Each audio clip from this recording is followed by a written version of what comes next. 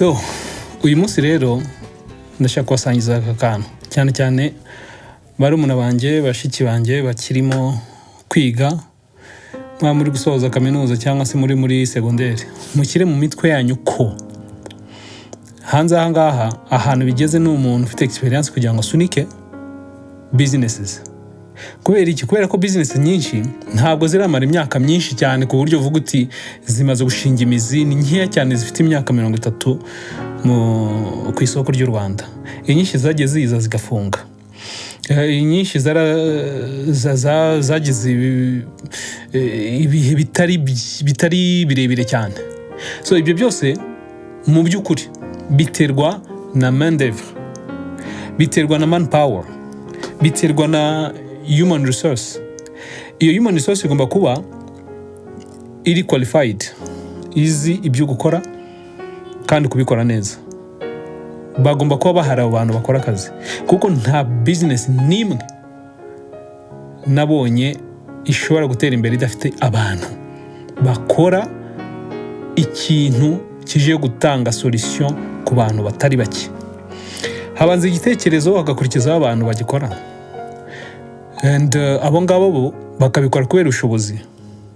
So rero ngarutse kuri ibi bintu kubera ko muri imyaka maze muri management igeze nko kuri ngahera kuva 2020 no even 2016 I guess, bitewe n'inzego zitandukanye nagiye nkoramo kazi. Nabonye urubyiruko abakiri bato baza mu kazi ashaka kuba afite passion ariko adafite motivation.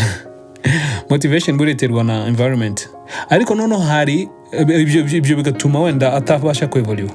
Ariko noneho hakaba ufite motivation ariko udafite passion. Please kora akazi kari mu murongo w'ibyo ukunda.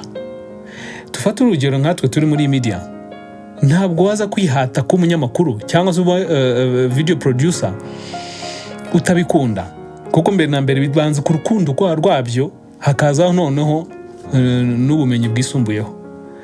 So wowe uje ku kazi uje nko mu kiruhuko, kuko nyine washatse akazi wagahize upromete ibintu by'uburyo ntabwo rwose nzagutererana, ntabwo nzagukoza isoni. Wakageramo rero ibi bitotsi bikabiraje, kubyuka bikaba ikibazo. Utangiye gukererwa mu kazi, utangiye gusabwa ibisobanuro kubera ko hari ibyo utakoze neza, ukabisubiramo kugeza ubwo wakwirukanye. My dear friend, my dear brother, little brother and sisters, akazi cyane cyane iyo katari business ya so cyangwa nyoko, kuko nawe nzi neza ko batakwemera ko ukora muri ubu buryo, ubundi riba rindi shuri barigitangiye. Urebye umurongo w'igihugu cyacu, urebye politike ihari, musome biri muri NST2, harimo gufasha urubyiruko kwihangira imirimo. Wahanga umurimo ute utawukora neza? Akazi kabandi, employment, ni nziza cyane kuko riba ari ishuri ryo kukwigisha uburyo ki akazi gakorwa neza, ku buryo wowe nushinga business yawe bitazakugora kuyimanaginga, kuko uzabuzi ahantu ibintu bipfira, bitewe nuko nawe wagiye ubona bagenzi bawe bagenda bigura intege bakorera ijisho. Ushobora kuhita umenya uburyo ki ugakora neza ariko guhanga udushya.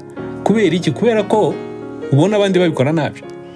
Biba byoroshye rero kugira ngo wige iri shuri ryitwa employment ariko unahembwa, aho kugira ngo uhembwe utiga, kuko iyo company si yaso ngo aza kugira impuhwe aguha izindi poste cyangwa se agushyiramo amafaranga ube wakora ibidakorwa. So rero abantu bakiri bato muri guhabwa akazi, mugafate neza, mukitondere, mugakore neza ariko mwiga, kuko next 5 years 10 years you'll be your own boss. Niba uri gustressa boss wawe muri aka kanya gutya, making sure ko nako umenye ko ari wowe bazatesha umutwe mu myaka iri imbere. So employment nziza kuko yitwigisha gukora neza, kugira ngo nyuma yaho uzashore mu byo wumva, mu byo uzi gukora neza. Yeah? Let me hope you learned something from this, and I wish you all the best in your activities, waba uri mu kazi k'abandi, waba warashinze akawe business yawe bwite. Imana ibahe umugisha.